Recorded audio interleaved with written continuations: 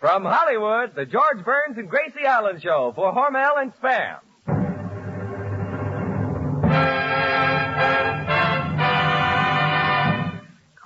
Crazy people.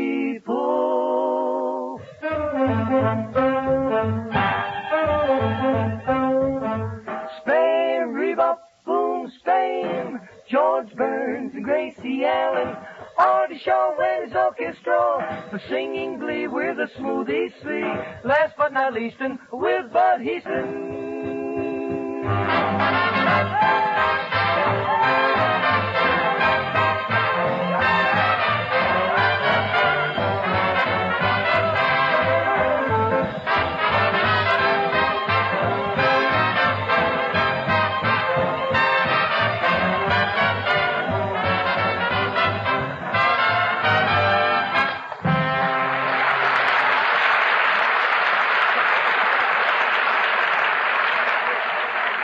Monday evening brings another Burns and Allen show to your house, and in just one sentence, I'm going to tell you why Spam is so popular with families everywhere. Ready? When you buy Spam, you know exactly what you're getting. For just as shown on the label, Spam is pure pork shoulder with ham meat added. Your guarantee of goodness and quality. And combine that with the many uses for this delicious meat, it's only natural that Spam is a hit, cold or hot. As you'll discover by trying the easy recipes on the label after you buy Spam when you shop tomorrow. And please, Mr. Shaw, I'm running out of breath, but I'm all through, so put a musical period on this for me, please.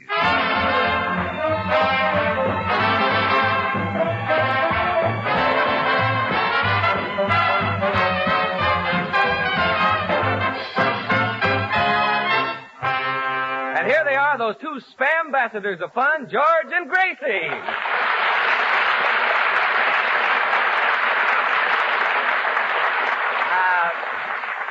Thank you very much. Hello, Bud. Hello, Gracie. Say, you should have been with me Saturday night. I went to a party at Irene Dunn's house. By the way, Bud, what's Irene Dunn doing? Dunn doing? George, what kind of English is that? What kind of English is that? Yeah. I said, what's Irene Dunn doing? You mean, what's Irene Dunn? Gracie, isn't Irene Dunn a motion picture star? Well, yes. I saw her in My Favorite Wife. Well, that's the picture that Irene Dunn did. Dunn did? Oh, that's even worse than Dunn doing. Well, George, maybe I can help you. You see, Gracie, Irene Dunn told me that... Dunn told you? Oh, what Irene Dunn told you, all Rochester? Look, Gracie, when Irene Dunn does a picture, it doesn't mean that Irene Dunn done a picture. It means Irene Dunn did a picture. And the picture that Dunn did is what Dunn's done.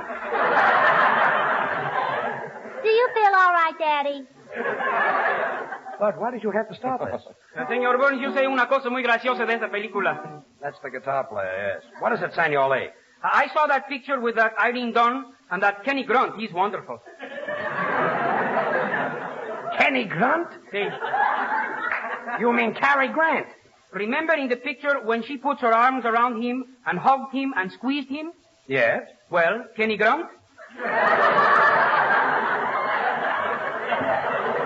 Artie, will you keep that South American park your carcass quiet? Okay, Poopsie. And stop with that Poopsie.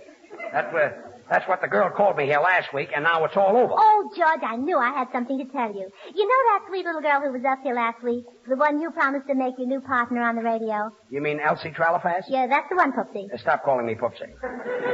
And I was only fooling when I promised to put her on the radio. Don't tell me that she's taking it to heart. Oh, worse than that, she's taking it to court.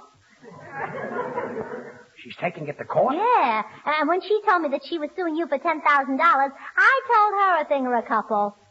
$10,000? Yes, I said to her, I said, Elsie, by the time you get through buying the clothes to wear in front of the jury, paying your lawyer and paying your court expenses, you'll have nothing left out of the $10,000. Well, What's the sense of it? That's right. Did she see your point? Certainly did. Oh, good. Now she's suing you for $200,000. You ad-libbed 100. 200,000? Oh, don't worry about it, George. A friend of mine was sued for $150,000, and he didn't pay a cent. Well, Artie, I'd like to meet him. Well, you can talk to him tomorrow. Well, good. Visiting hours are from 2 to 4. Well, I'm certainly in a lovely mess. Now I'll have to get a lawyer, and it'll probably cost me thousands of dollars. Oh, not the lawyer I hired for you. You hired a lawyer for me? Yeah, and he's very cheap. Well, how do you know he's cheap? Well, I had lunch with him today, and I had to pay my own check. Gracie, did anybody ever tell you that you were a little imbecilic? Yes, at a picnic once. I see. But I guess he didn't mean it because I never saw him again. Everything happens to me. A lawsuit for $200,000. Senor Burns, What? if you're looking for a good lawyer, get my uncle. He handled the Dreyfus case. The Dreyfus case? You mean Alexander Dreyfus from Devil's Island? No, the taxi Dreyfus from Coney Island.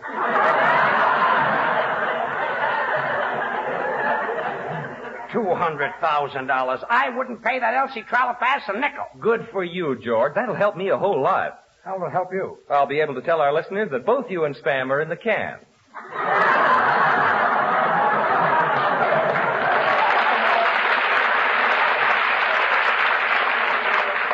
Well, that hit the spot. Thanks, George. I thought so.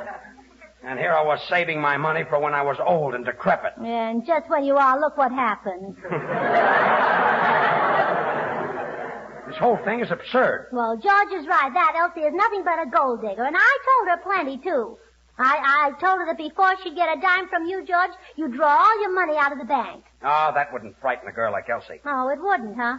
It scared her so that she tied up your bank account. Tied up my bank account? Oh. Look, George passed out. Well, I can't understand it, Bud. Wouldn't you think he'd be interested in what I'm telling him?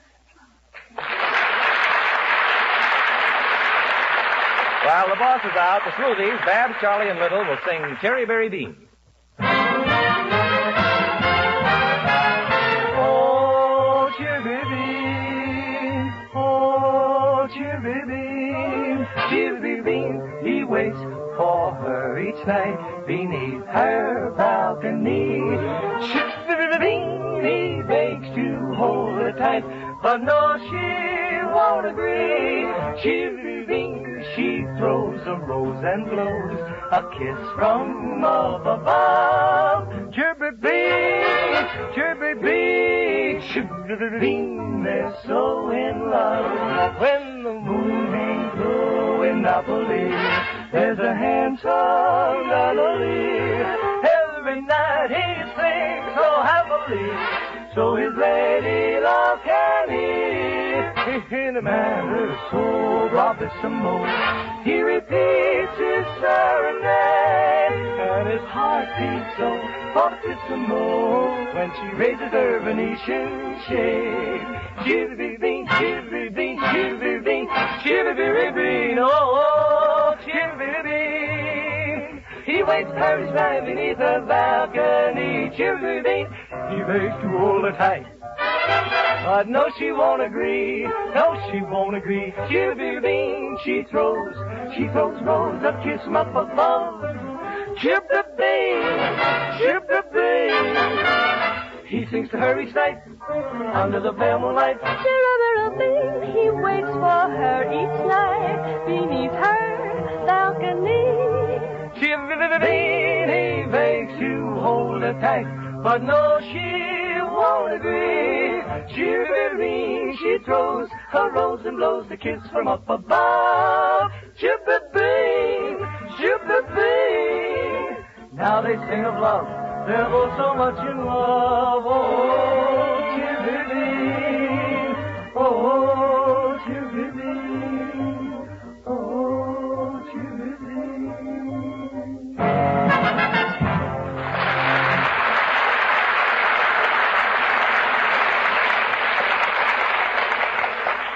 Oh, George is still out. Artie, hold his head while I give him another spoonful of this medicine. Oh. Gracie, that's extract of bitters. That's extract of bitters. That's terrible stuff. I know. Hold his head while I give him another spoonful. No. Another spoonful. No. Gracie, you're spilling half of that medicine on his chin. Wipe it off. I can't. It burns my fingers. No. Well, listen, George, I've got some bad news. Oh, gee, still out, huh? Yeah, hold his head, Artie. No. Well, listen. Elsie's sweetheart is outside, and he's a big bruiser, and I can't hold him, and he says he's going to come in here and mop up the floor with George. Shall I call for help? Oh, no. He and George can mop up this floor without any help. No. Gee, this is awful. What'll we do? Well, how about you and me going to Ciro's tonight? Oh. Look, is George coming too? No, just you and I.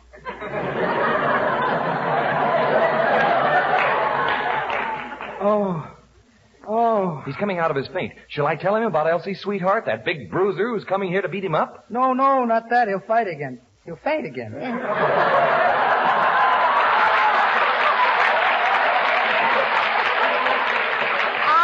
That's all right. That's all right. There's plenty of medicine left. Oh. Where am I? Oh, I know. Boy, this lawsuit has certainly left a bitter taste in my mouth. Gracie, that's Elsie's sweetheart. Hey, Soundman, that's probably my lawyer. Let him in. Mr. Burns, before I open the door, do your insurance policies carry double indemnity in case of death by accident? Well, yes. You are a very lucky man, weren't you?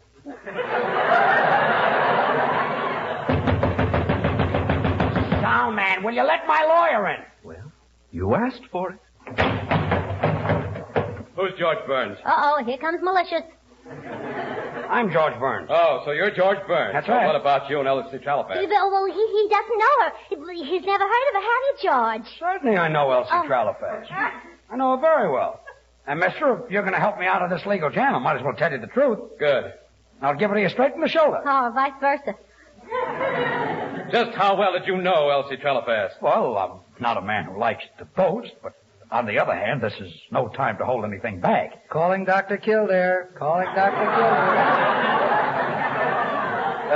One night about a week ago, I was taking her home in a taxi, and I put my arm around her. Like this? Yeah, but I held her a little tighter. You mean like this? Oh, wait a minute, not that tight. Oh, that was quite a crush. Yeah, it couldn't have killed me. And after I took Elsie home, we were standing in the hallway. Senor Burns? Standing in the hallway with Elsie, you see. Senor Burns? And we were both in the hallway. Hey, Poopsie! What is it, Senor Lee? Can I have your tooth powder after you get your teeth knocked out?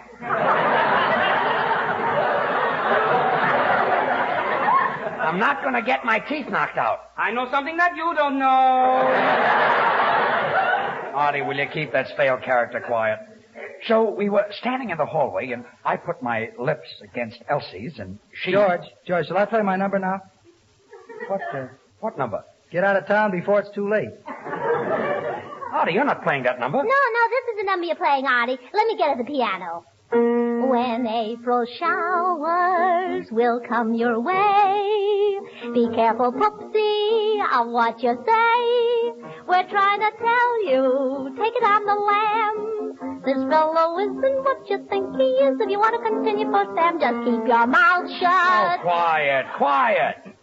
Anyway, mister, I was standing in the hallway with Elsie, and she threw her arms around me. Soundman, stop slamming the door. You know I hate bangs. You hate bangs? Then keep your mouth shut. You've said enough. Oh, quiet. Yeah, what's going on? This guy behind you is pretty tough. You'll be looking up at daisies that you won't be able to smell. Wah, wah, wah, wah, wah. Whenever Elsie's boyfriend comes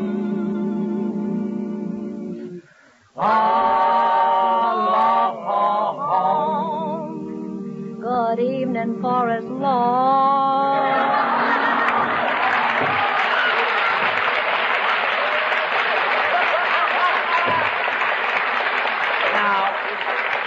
Look, what's going on here? Here I am worrying about $200,000 lawsuit and everybody's singing. Say, did Elsie ever happen to mention her boyfriend? Yeah, I heard her say something. She's going around with some dope or something. Dope? Hold your hats, boys. Here it comes. You did say dope, didn't you? Yeah, some big dope or something. Soundman, why are you opening the door? There's nobody going out. That's what you think. Hey, Mr. Burns, I think we can talk this over better in the alley. Yeah, it's too noisy in here. Come on, let's go. George, don't done what Irene Dunn done. He'll be done. What Irene Dunn done? What's that? Irene Dunn told me it's Elsie's boyfriend. What, Irene Dunn? Who's afraid of Elsie's boyfriend? Why, with one hand I can crumple him to pieces. I'm Elsie's boyfriend. And with the other hand I can... Oh. What happened? Oh, George has fainted. Artie, hold his head while I give him some more medicine. Yeah, when he comes to. When it comes to, tell him that he's not only being sued for $200,000 for breach of contract, but I'm suing him for $300,000 for alienation of affection. Goodbye, everybody. And goodbye, Poopsie. Well, what are we going to do with George? He fainted again. Can't anybody do something? I can do something. Well, do it. I'll be delightful. Yeah. Yo tengo buena suerte con todos los jueguitos, pero lo que es mi fuerte es el juego de amorcitos. Hay una muchachita quien yo quiero conquistar. Les apuesto lo que quieran que la voy a ganar. Se llama Nada, ella es mi nada. Mi nada no hace nada más que amar. Yo quiero a Nada, no hago nada más que de mi nada soñar. Cuando beso a mi nada, nada beso al parecer, pero nada tiene todo para hacerme arder. Yo quiero a Nada, no hace nada, nada más que amar.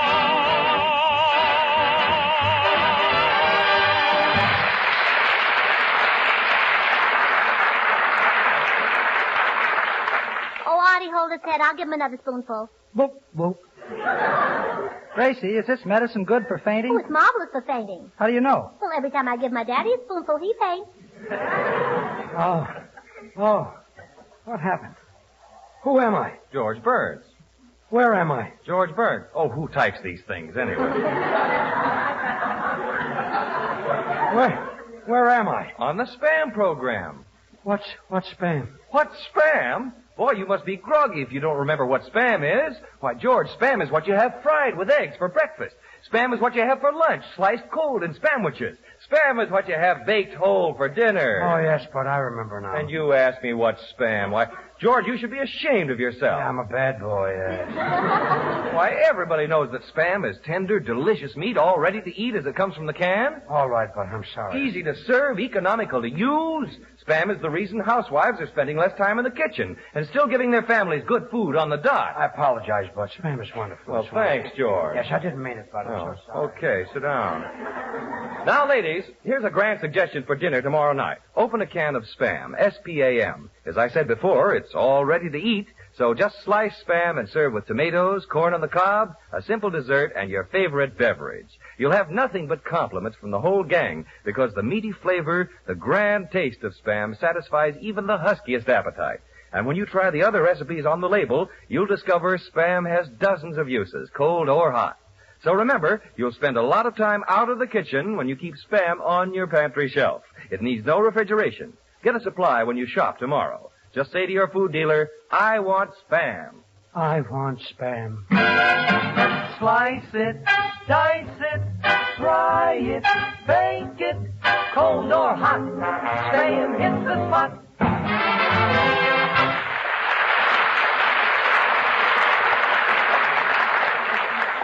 Oh, now I remember. Elsie Trelifast's boyfriend. What happened to him? He's gone. I wish that lawyer would come. Being sued for $200,000. Why, if I lose that case, it'll be like taking the shirt off my back. Well, here comes Striptease Burns now. Striptease Burns? Yeah, 'cause her boyfriend is suing you for $300,000. $300,000? Oh. Artie, hold his head. Oh, well.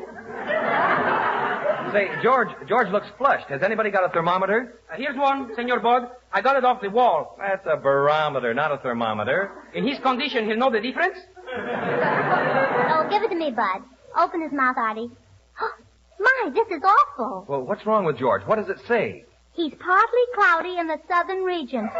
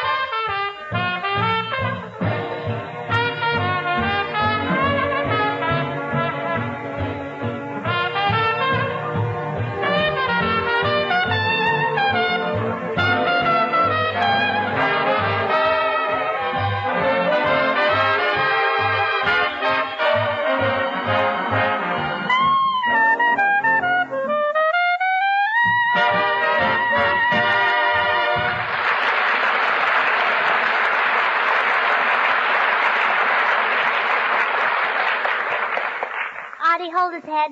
Oh, whoop. Bud, take the barometer out of George's mouth. Oh, here it is. And now put his teeth back in.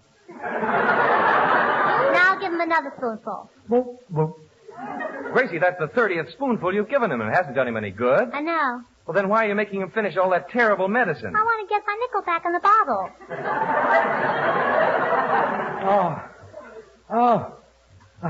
Where is he? Who? The lawyer. He's supposed to be here. Oh, my head. Oh, what's the matter, George? I don't feel well. I've got spots in front of my eyes. Oh, then that stuff I gave you is a fake. Fake? Yeah, look what it says here in the bottle. Good for removing spots.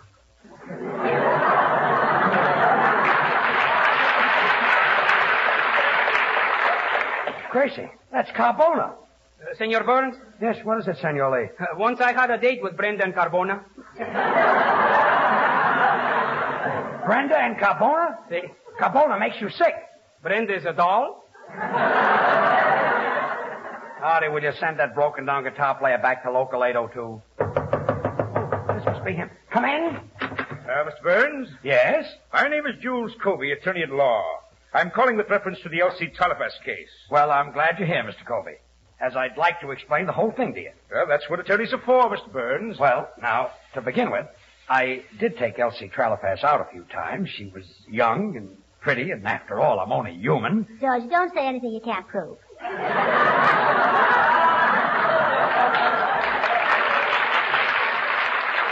I've got that down, Mr. Burns. Well, anyway, the first night I met her, we drove out to the beach, and the radio was playing, and I had the pot of gold on. Is that prettier than a derby?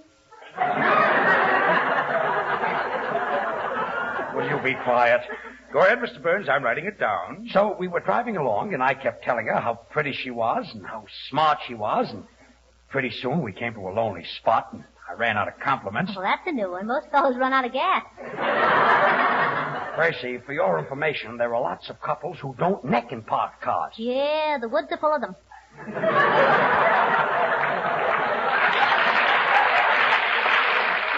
All right, so maybe I kissed her a few times.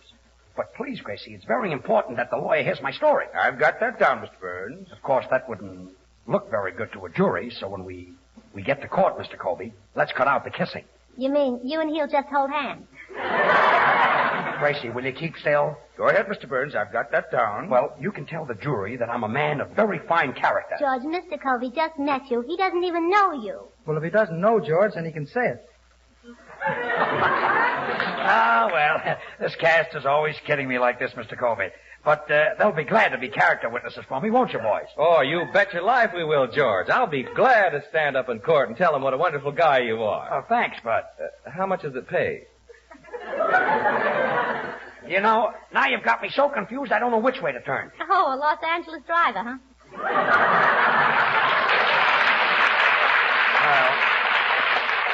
A lot of fine friends. Senor Burns, What is it, Senor Lee? for 50 cents, I will tell the jury that you are a perfect gentleman. 50 cents, huh? Okay. I won't pay it. All right, so I'll say you're good for nothing. You got that down, Mr. Colby? Poor George, he started out looking for a character witness, and look what happened. No witness? No character. Oh, keep still. Anyway, Mr. Colby, I met this Elsie Tralafass in a restaurant, and you never saw anybody eat so much in your life. She ordered a double porterhouse steak, and in 2 seconds she looked up at me, and what do you think she said? I've got that down, Mr. Burns.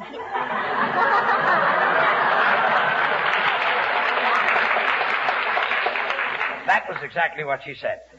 You see, it really was a lot of innocent fun. Oh, so that's what happened. Well, not exactly. That's what I want you to tell the jury. If the opposing side knew the real facts, I wouldn't have a leg to stand on. You see, between you and me, I did promise to put Elsie Tralafass on the radio. I see what you mean, Mr. Burns. And believe me, I can't possibly lose this case. Good day. Good day. Now, there's a great lawyer.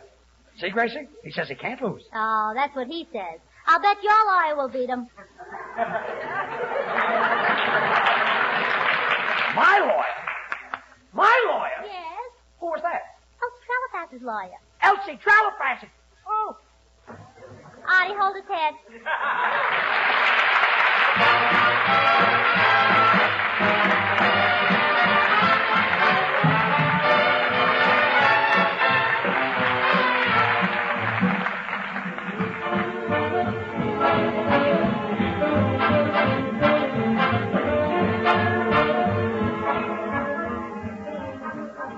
Before George and Gracie return to say goodnight, they want me to tell you that Spam is a mighty good mealtime hint for your household tomorrow and every day. Ask for Spam, S-P-A-M, when you shop tomorrow and try the easy recipes on the label. Well, thanks, Bud. Well, Gracie, say goodnight. Oh, good night. And by the way, George, here's some good news. You know, it didn't do Elsie Tralafast any good to tie up your money. Swell, Gracie. Why? Well, I found out that your bank just failed. Oh. Artie, hold his head. Well, will George come to by next week? Will he win the case? Will he have to pay $100,000? What will happen? Who cares? Good night.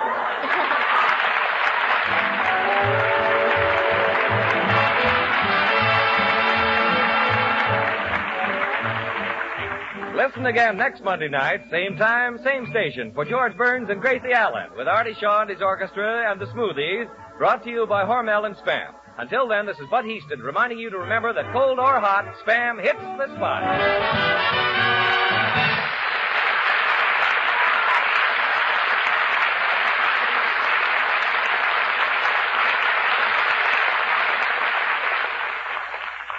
Have you tried Hormel chili con carne? You may think you don't like chili, but chili con carne, the way Hormel makes it, is different, and everybody likes it. Double your money back if you don't like it. Try Hormel chili con carne tomorrow. This is the National Broadcasting Company.